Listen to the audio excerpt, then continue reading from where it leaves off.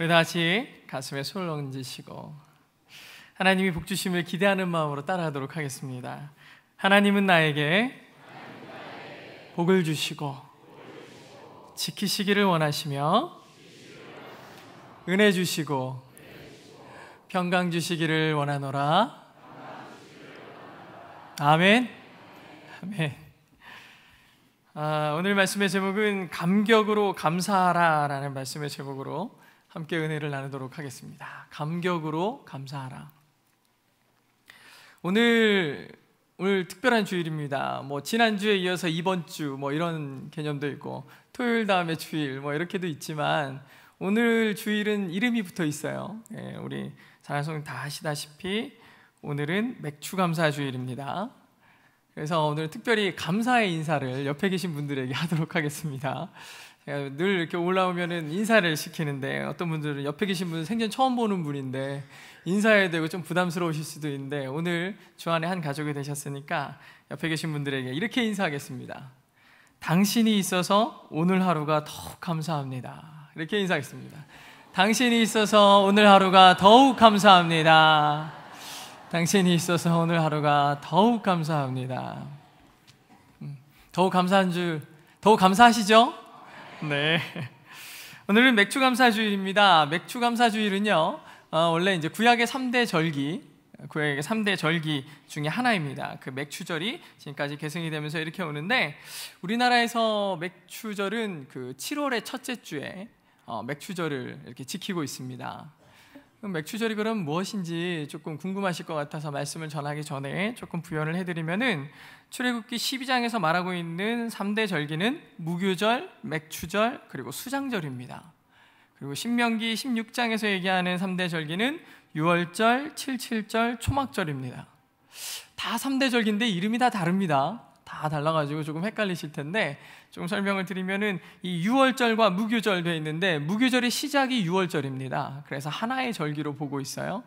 그리고 맥추절이 칠칠절이고 그리고 맨 마지막으로 말씀드렸던 수장절이 바로 초막절이기도 합니다. 다 똑같은 이름들인데 이름이 조금씩 시대에 따라서 바뀌었어요. 근데 오늘은 맥추절이기 때문에 이 맥추절에 관련된 이름들을 잠깐 좀 설명을 드리겠습니다. 그 맥추절, 칠칠절, 그리고 마지막 오순절, 이 세 가지가 똑같은 이름이에요. 똑같은 날을 말하고 있는데 사실 유월절은 우리가 첫 수확을 이스라엘이 애굽으로부터 이렇게 해방된 것을 감사하는 그 절기고요. 그리고 또 첫 수확을 감사하는 날이 맥추절이고요. 그리고 40년의 광야 생활 동안 하나님이 임재하시고 불기둥과 구름기둥으로 지켜주신 것에 대해서 감사하는 날이 바로 수장절이고 초막절이고 장막절입니다. 근데 오늘 이 맥추절이 우리가 감사하는 날이다라고 해가지고 히브리어로는 하카츠르라고 얘기하고, 우리 들어오실 때 이렇게 배너 붙여놓은 거 보셨죠? 맨 밑에 영어로 뭐라고 써있냐? The Feast of Harvest라고 써 있습니다. 거두어서 수확하는 그 기쁨의 절기다, 축제의 날이다 라고 표현을 합니다. 이 맥추절과 관련된 내용 중에 가장 오래된 표현은 출애굽기 23장 16절에 나옵니다. 맥추절을 지키라, 이는 내가 수고하여 밭에 뿌린 것에 첫 열매를 거둠이라. 이것이 후대로 오면서 칠칠절, 오순절 이렇게 불리워졌는데요. 칠칠절이라는 이름은 그렇습니다. 이렇게 열심히 농사를 져서 첫 수확을 거두죠. 첫 수확을 거두는 게 대부분 보리입니다. 보리. 우리나라도 예전에 이 보릿고개 시절이 있고 이럴 때 가장 열심히 심었던 곡물이 또 보리 아닙니까? 그래서 이렇게 보리를 곡물로 거둡니다. 그러면은 가장 먼저 딱 잡고서 자른 이걸 가지고 요제를 드립니다. 하나님 앞에 가는 거예요. 하나님, 시작입니다. 감사합니다. 그래가지고 그 안식일 다음 날부터 세가지고 7일씩 7번 7주 동안 모든 곡물과 작물들을 수확을 하거든요. 그래서 7주 동안 7일씩 7주 동안 간다 해서 77절입니다. 그리고 77 후에 하나님 앞에 그 다음 날 예배를 드리는 거죠. 똑같이 마찬가지로 첫 예배를 드린 다음에 77에 49일, 그리고 그 다음 날이 50일이죠. 50일. 그래서 이게 오순절이에요. 6순, 7순 하는 것처럼 50일이 된 날이 오순절입니다. 근데 오순절 딱 그러니까 우리 마음속에 딱 감동이 오기를 뭐라고 하냐? 성령 강림주일 아니야? 이렇게 생각이 드는 겁니다. 오늘이 맥추절인데 성령 강림주일은 벌써 지난달 둘째 주에 6월 둘째 주에 우리가 성령 강림주의를 이미 지켰거든요. 그러면은 뭔가 잘못되지 않았습니까? 생각이 되실 텐데 성령 강림주일은 예수님이 부활하신 날로부터 50일을 셉니다. 50일을 쭉 세요. 그렇게 돼서 금년에 부활주일은 4월 20일이었고 그로부터 50일이 지난 6월 8일이 성령 강림주일로 저희가 지켰습니다.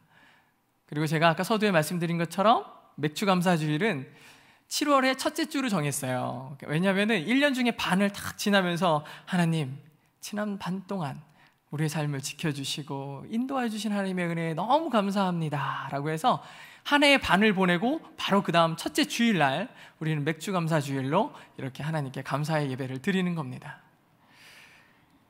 오늘 맥주감사주일인 거 다들 아침부터 알고 계셨나요?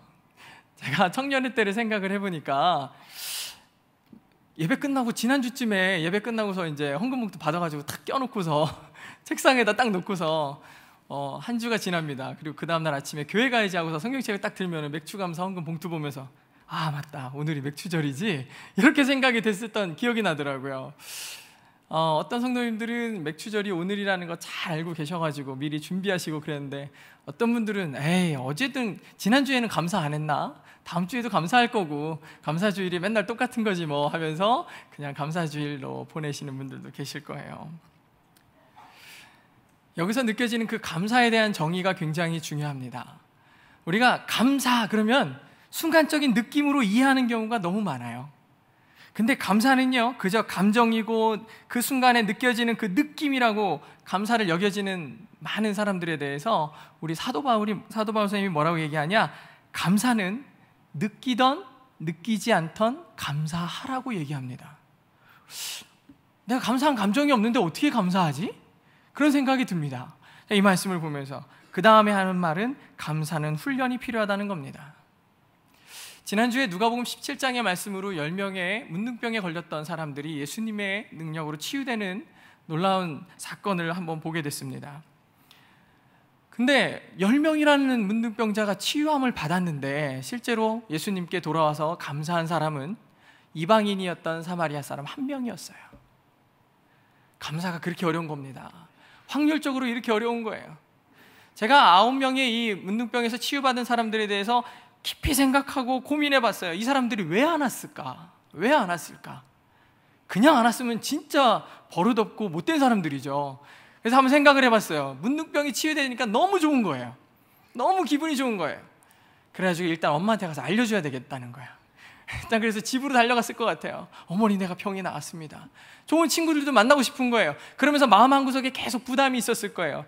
나를 치유하신 그분께 감사해야 되는데 그런데 감사를 조금만 미룬 거죠. 감사를 미뤄뒀어요. 근데 그 미룬 감사 때문에 감사를 미룬 그들에게는 구원의 선물이 주어지지 않았습니다. 여러분, 그만큼 감사가 삶으로 적용되고 일상으로 나타나는 것이 쉽지 않다는 얘기예요. 우리 사랑하는 송천교회 성도 여러분, 여러분들은 감사를 미루지 않는 성도 되시길 주의 이름으로 축복합니다. 사도 바울은 고린도전서 15장에서 지금의 내가 있는 것이 주님의 은혜입니다 라고 고백합니다. 지금의 내가 있는 것이 주님의 은혜입니다. 사도 바울의 인생을 한번 살펴보십시오. 그는 예수님을 믿는 사람들을 잡으러 다닌다면서 처음에 그렇게 됐다 예수님을 만난 다음부터 어떤 인생이 됐냐, 맨날 매 맞고 다녔어요. 예수님의 복음을 전한다고. 자기가 타고 가던 배가 조난당해가지고 죽을 위기를 수십 번 넘기고 감옥에 갇히고 그랬던 인생이에요. 인생 돌아보면은 내가 왜 이렇게 사나 이렇게 생각이 들 것 같은데 그는 앉기만 하면, 생각만 하면, 내 인생을 돌아보기만 하면 주님의 은혜입니다. 주님의 은혜입니다. 내가 숨쉬고 있는 지금 바로 이 순간이 주님의 은혜입니다 라고 삶을 고백합니다. 그게 하나님께 드리는 감사입니다. 제가 데니얼 디포라는 작가가 쓴 로빈슨 크루소라는 책을 읽었습니다. 얼마 전에, 얼마 안 됐습니다. 우리 성도님들은 로빈슨 크루소 다 읽어보셨죠? 저는 로빈슨 크루소라는 그 소설이요, 뭐 초등학교 때 이 소설 읽고 써오세요 뭐 이렇게 하면은 저희 집에 책이 딱 두 질이 있었어요. 위인전 한 질과 백과사전 한 질이 있었거든요. 근데 백과사전을 뒤져보면은 국어 백과사전 뒤지면은 거기에 이제 로빈슨 크루소 줄거리 요약이 되어 있거든요. 그거 보면서 이야기를 만들어가지고 막 그 숙제를 했던 기억이 납니다. 제가 가만 떠올려 보니까 그 로빈슨 크루소의 내용은 그거예요. 한 남자가 열심히 배를 타고 가다가 난파당해가지고 무인도에 갇혔다가 나왔다. 이게 내용이거든요. 근데 그날 우리 아내가 저한테 이 책을 읽어봐라고서 주는데 성경책인 줄 알았어요. 책이 하도 두꺼워가지고 제가 알고 있는 상식으로 아무리 열심히 늘어 쓴다 해도 그 두께는 안 나오거든요, 로빈슨 크루소 책이. 근데 로빈슨 크루소 책이 이렇게 두꺼운 책을 주는 거예요. 그래서 여기 도대체 뭔 얘기를 넣어놨길래 이렇게 책이 두꺼운가. 그래서 한 장씩 넘기면서 읽었습니다. 열심히 읽는데 그 책을 다 읽고 끝장을 딱 덮는 순간 너무 감사했어요. 이거는 제가 알고 있는 그 무인도 갔다 온 얘기가 아니라 한 사람의 인생을 통해서 드리는 신앙의 고백이었어요. 처음부터 끝까지 하나님의 은혜를 얘기하고 있어요. 제가 간단하게 말씀을 드리면은 이 로빈슨 크루소가 원래는 굉장히 그 장사를 잘합니다. 그래가지고 이 무역선을 타고서 이 나라에 가서 노예들을 잡아다가 팔고 물건을 갖다 팔고 이래가지고 돈을 엄청나게 벌어요. 돈을 많이 벌고 그래서 이제 마지막 이 엄청 큰 장사를 한번 하는 겁니다. 그래서 짐을 잔뜩 싣고서 이 배를 타고서 떠나는데 조난이 된 거예요. 큰 파도를 만나가지고 그 파도에 쏠려가지고 배가 무너집니다. 그래서 눈을 떴는데 이게 내가 살아있는 건지 죽어있는 건지 왔다 갔다 하는 거예요. 그렇게 누워있는 상태로 이틀을 보냅니다. 그리고서 정신을 차려서 이제 살아야 되겠다 하고 딱 일어났는데 아무도 없어요. 나와 함께 했던 사람이 다 죽었어요. 나 혼자만 살았어요. 그래가지고 어떡하지, 살아야 돼 하면서 배에 있는 내가 살아가는데 필요한 것들, 물건들을 다 꺼내기 시작합니다. 배 끝으로 다 꺼내놓고, 그리고 그 배에서 꺼낸 물건들을 내가 살 곳으로 다 이동을 시켜요. 다 이동을 시킵니다. 이거 별거 아닌 얘기 같은데 엄청 자세하게 굉장히 많은 페이지를 할애하면서 써 있습니다. 그래서 다 이동을 시켜요. 그래가지고 내가 살 집을 짓고, 그리고 그 집에 공간을 마련하고, 또 배에서 가져온 짐들을 다 쟁여놔요. 근데 이것이 일이 끝날 때쯤 된 한 이틀 전부터 비가 쏟아지기 시작해요. 그래서 엄청 힘들고 피곤한데 비까지 맞은 거예요. 그래서 짐을 다 놓고 침대에 딱 누웠는데 몸이 떨리기 시작하는 거예요. 큰 병에 걸렸습니다. 나중에 이 설명을 자세히 보니까 독감인 것 같습니다. 독감이 걸렸어요. 근데 꼼짝도 못하는 거예요. 어떻게 해서인지 정신 차려보려고 그 쓴 담뱃잎을 생으로 막 뜯어 먹어요. 그리고 독한 럼주를 막 마시면서 정신 차려야 돼 노력을 하는데 그게 잘 안 됩니다. 그래 이제 희망을 잃어갈 때쯤이에요. 한 3일쯤 지났습니다. 근데 그때 자기도 모르게 벌떡 일어나가지고 배에서 가져온 괴짝 하나를 끌어오는 거예요. 딱 끌어오고서 문을 딱 열고서 책을 한 권 딱 꺼냅니다. 무슨 책일까요? 성경책입니다. 성경책. 원래 이 괴짝은 너무 무거워가지고 안 가지고 오려고 했던 괴짝이에요. 책밖에 안 들어있으니까 내가 이거 먹고 사는데 뭐가 필요해 그러면서 안 가져오려고 그랬는데 뭔지 모르는 이끄심으로 그 괴짝을 가져왔고, 그 괴짝을 열고 성경책을 탁 폈어요. 그냥 지금 내가 살지 못 살지 모르는 그 상황에서 책을 딱 폈는데 뭐라고 써있느냐, 다 같이 한번 읽어보겠습니다. 다 같이 시편 50편 15절의 말씀인데 시작. 환난 날에 나를 부르라. 내가 너를 건지리니 내가 나를 영화롭게 하리라. 환난 날에 나를 부르라. 내가 너를 건지리라. 살아갈 희망이 없는 그때 이 말씀이 그에게 희망이 됐습니다. 뭐 독한 럼주를 마시고 쓴 담뱃잎을 씹어 먹어도 살 기운이 없던 그가 이 말씀으로 힘을 얻기 시작합니다. 그리고 그 다음날 진짜 거짓말같이 일어납니다. 자리를 털고 일어나요. 하나님의 도우심으로 살아나는 겁니다.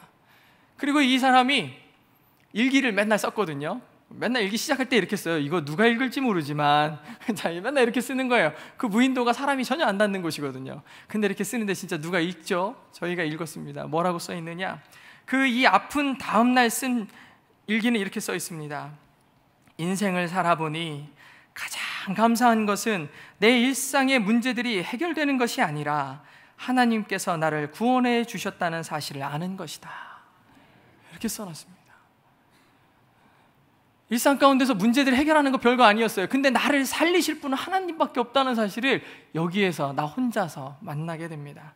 모든 상황이 절망적이고 언제 죽게 될지 모르고 그 날짜만 세고 있는 내가, 그 로빈손 크루소에게 하나님의 말씀은 감사를 해석하는 능력을 주셨어요. 감사를 해석하는 능력. 감사는 해석하는 능력입니다. 로빈슨 크루소는요, 사실 아버지가 굉장히 신앙인이에요. 그래서 아들에게 맨날 얘기하는 겁니다. 돈 벌어서 그렇게 네 쾌락을 위해 쓰지 마라. 하나님의 영광을 위해 써라. 하나님의 영광을 위해서 살아라. 맨날 얘기했는데 이쪽 귀로 듣고 이쪽 귀로 다 버리는 거예요. 그리고 계속해서 자기의 쾌락을 위해서 살아갑니다. 억지로 갖게 된 믿음이 내 마음속에 조금 씨앗처럼 남아있었어요.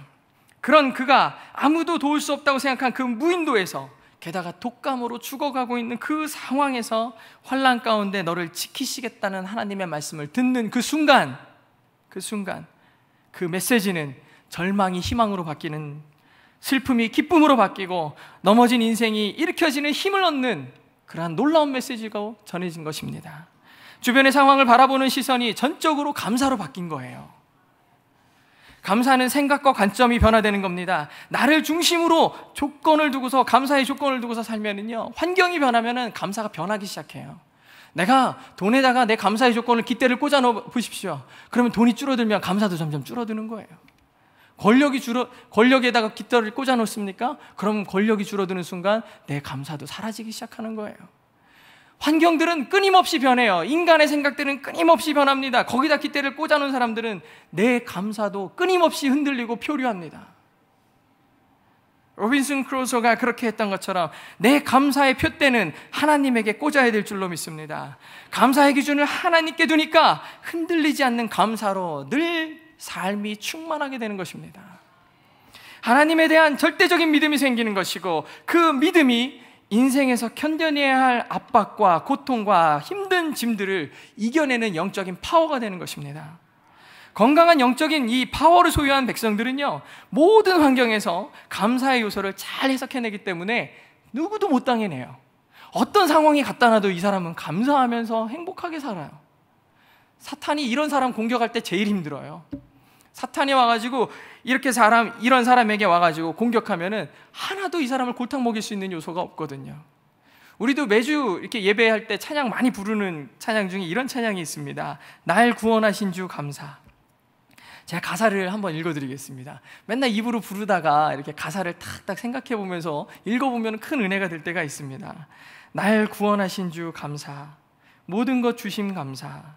지난 추억이네 감사. 주 내 곁에 계시네. 향기로운 봄철의 감사. 그냥 겨울 지나고 봄 왔는데 봄이 감사한 거예요. 여름이 지나고 가을이 왔는데 외로운 가을날 감사. 사라진 눈물도 감사합니다. 나의 영혼이 너무 평안합니다. 응답하신 기도에 감사합니다. 당연한 거죠. 근데 거절하신 것도 감사합니다. 거절하신 것도 감사합니다. 헤쳐나온 풍랑에도 감사하고 모든 것을 채우시는 그 하나님, 아픔에도 감사하고 기쁨에도 감사하고 절망 중에도 감사하고 측량 못할 그 은혜도 감사합니다. 길가에 피어있는 장미꽃 감사. 길에 피어있는데 그거 보면서 감사가 나오는 거예요. 그리고 그 장미에 이렇게 나와 있는 가시도 감사하다는 거예요. 따스한 가정 주신 것도 감사한 거예요. 기쁨도 감사하고 슬픔도 감사합니다. 자, 이렇게 찬양 읽어드리니까 찬양 이렇게 같이 부르시고 싶으시죠? 일단 설교 끝나면 같이 한번 불러보도록 하겠습니다. 감사는요, 우리의 삶 가운데서 새로운 길을 보는 눈을 열게 해줍니다. 그게 감사의 능력이에요. 제 친구들이 대부분 결혼을 했습니다. 결혼을 했고 또 그 결혼한 또 재수 씨들이 또 다 있죠. 저는 재수 씨라고 부릅니다. 형수라고 절대 안 부릅니다. 그래서 제 친구들은 다 재수 씨입니다. 그래서 만나가지고 같이 얘기를 하는데요. 우리 그 재수 씨들은요, 옆집 아줌마, 윗집 아줌마, 뒷집 아줌마 되게 친한 것 같아요. 만나면 그 사람들 얘기를 그렇게 해요. 친구 얘기 다 이런 얘기들을 막 합니다. 근데 좋은 얘기가 아니에요. 얘는 왜 이러는지 몰라, 저러는지 몰라, 계속 그래요. 난 누군지도 몰라, 이 사람들이. 듣고 있어요. 근데 별로 좋은 얘기 안 합니다. 비방하고 안 좋은 얘기들 많이 해요. 또 심지어 어떤 재수 씨는요, 어떤 재수 씨는 자기 남편에 대해서 불평을 막 끊임없이 쏟아놓는 사람이 있어요. 그 남편은 제 친구인데 그 앞에 있는데 계속 얘기를 해요. 우리 애도 마음에 안 든다고 그러고 남편도 마음에 안 들고 마음에 안 드는 거 투성이에요. 계속 그렇게 얘기를 하는 거예요. 그러면 저는 저거 입을 어떻게 해야 되는데 이렇게 기도를 하는 거예요. 제가 목사잖아요. 그러니까 안 좋은 얘기 할 수 없고 권면을 해야 돼요. 항상 기뻐하십시오. 범사에 감사하십시오. 그러면 이제 저랑 친구의 연을 끊을 것 같아서 속으로만 기도했어요. 속으로 하나님, 이거 은혜가 안 됩니다. 좋아야 되는데. 그렇게 기도를 딱 하고 있는데 마음속에 딱 드는 하나님의 응답하심이 있었어요. 그 얘기를 듣고서 저는 정말 무한한 감사 가운데 빠졌습니다. 뭐냐? 감사한 줄 알아라. 저들이 네 아내가 아님을. 이렇게 그렇게 얘기하는 거예요. 너무 감사했어요. 네, 어디 가가지고 제욕하고 안 하고 이렇게 너무 감사한 거예요. 다시 한번 말씀드리면 감사는 해석의 능력입니다. 그 상황 가운데 불평할 수밖에 없고 낙심할 수밖에 없는데 감사하는 능력이 생기는 거예요. 하나님은 우리의 속사람에게, 즉 생각을 변화시키는 그들에게 감사를 허락하십니다. 저 맨날 감사하고 있어요. 그렇게 얘기하는 사람이 있어요. 근데 우리가 지나가는 어린아이에게 조그마한 사탕을 탁 쥐어주면 그 아이 뭐라 그래요?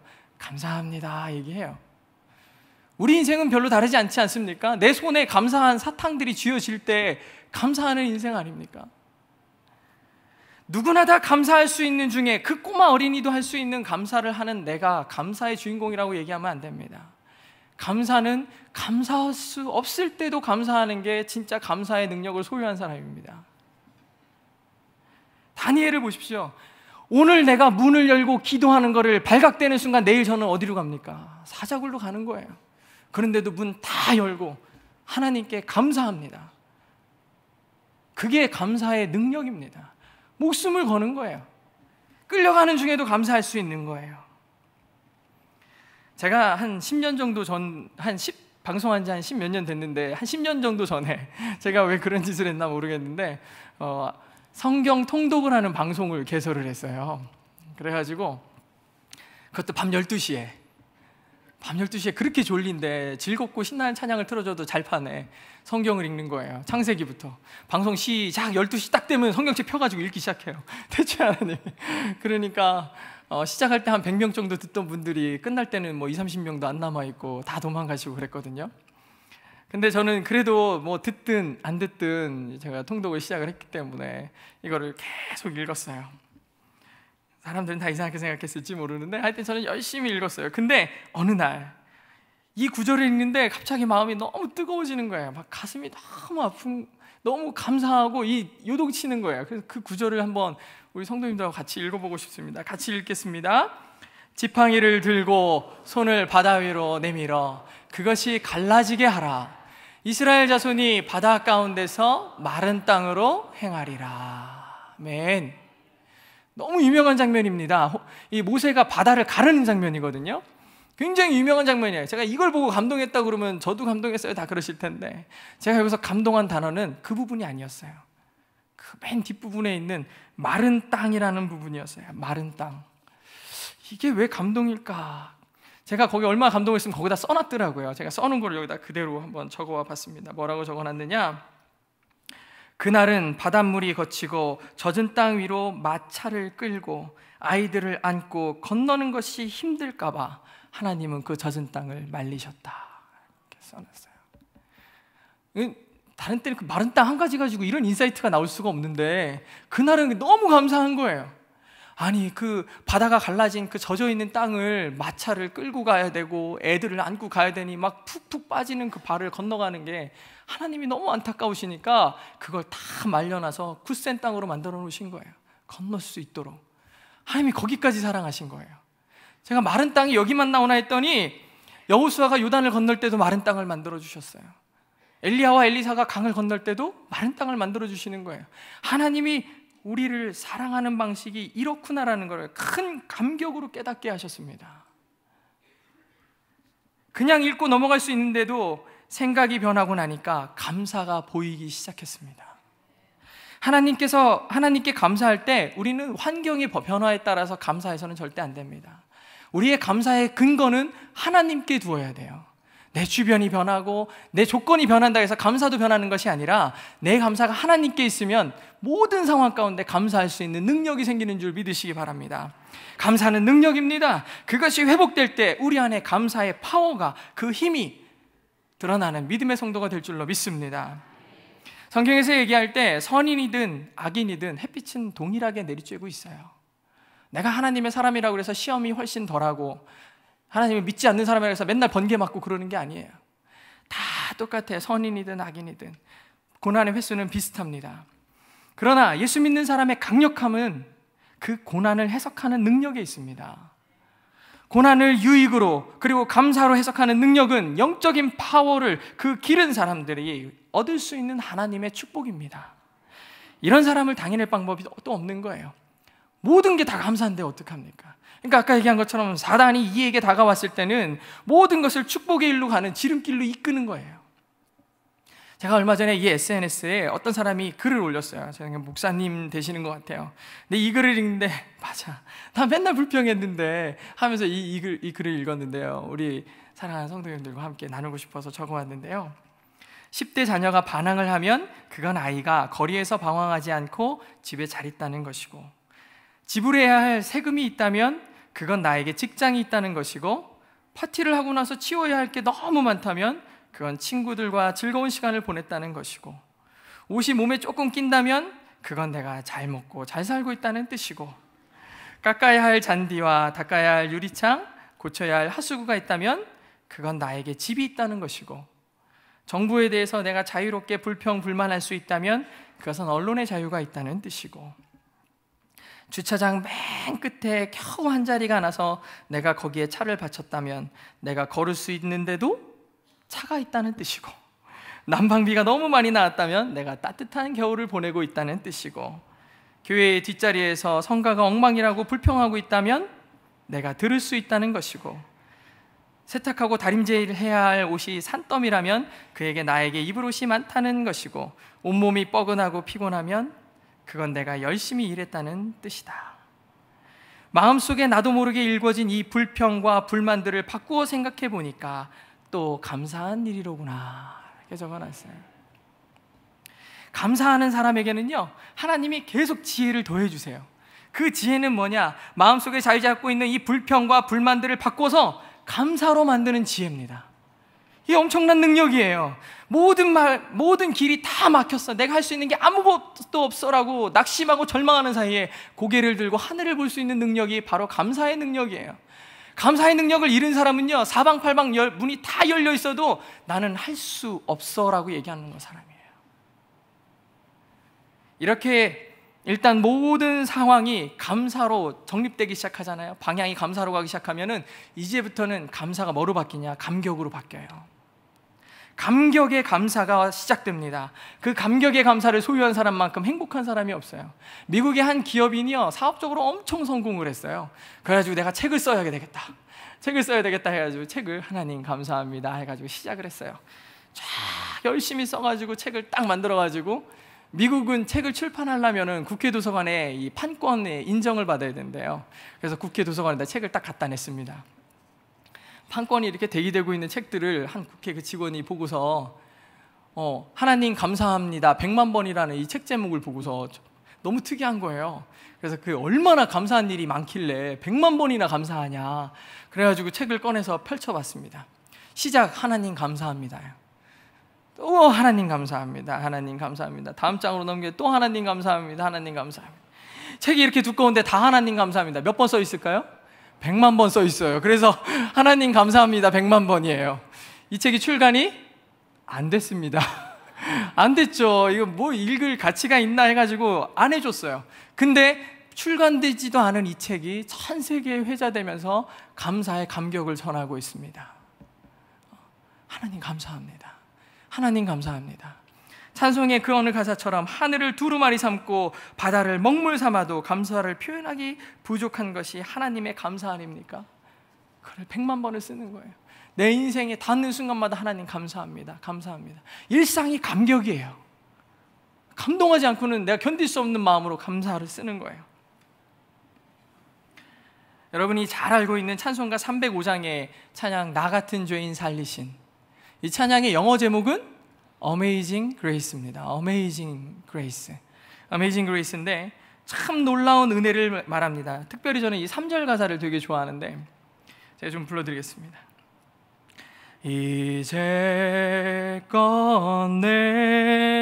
내가 산 것도 주님의 은혜라. 이 가사를 잘 한번 생각해 보세요. 이제껏 내가 산 것도 주님의 은혜라. 이게 능력입니다. 이게 능력입니다. 내가 지금 살고 있는 거, 숨쉬고 있는 거, 사랑하는 사람들을 꼭 안아줄 수 있고 그들을 바라볼 수 있고 서로 믿음의 교제를 나눌 수 있고 지금 옆에 있는 사람의 손을 잡을 수 있는 것이 내가 누릴 만해서 누리는 게 아니라 하나님의 은혜라는 겁니다. 주체할 수 없는 감사가 우리 마음을 뛰게 합니다. 그게 감사의 능력이에요. 해야 되니까 하는 감사가 아니라 저절로 내 심장이 뛰게 되고 표현하지 않고는 참을 수 없는 감격인 것입니다. 이 놀라움이 우리 사랑하는 성도들의 마음 가운데 불일 듯이 일어나기를 주의 이름으로 축복합니다. 이제 모든 말씀을 마치도록 하겠습니다. 예수님이 우리를 위하여 죽으심이 얼마나 감사하십니까? 하나님이 순간순간 나와 동행하심이 얼마나 감사하십니까? 그 귀한 감사를 오늘도 수없이 듣고 계십니다. 제 입술을 통해서. 근데 한 주간에도 감사해야 돼, 감사해야 돼. 1년이 되면 수십, 수만 번을 아마 들을 겁니다. 그러니까 귀에 못이 박히는 거예요. 나도 알아. 감사하는 거 알아. 그리고 그 귀에 박힌 말이라고 감사를 무시할 때가 있어요. 근데요, 감사하는 사람이 복된 사람입니다. 감사할 수 있는 사람이 행복한 사람이에요. 내가 감사하고 있다는 것 그 자체가 이미 나는 행복한 사람이라고 고백하는 겁니다. 하나님이 그 원리를 하시니까 사랑하는 내 아들과 내 딸 되는 우리 성도들이 감사의 원리를 알기를 원하세요. 그러니까 범사에 감사해라. 하나님의 섭리 가운데서 아주 작은 일이라도 내가 그저 눈 떴는데 하루를 주신 하나님 감사합니다. 잠드는데 하나님 나에게 귀한 잠을 허락해 주셔서 감사합니다. 이렇게 감격하고 감사하시기 바랍니다.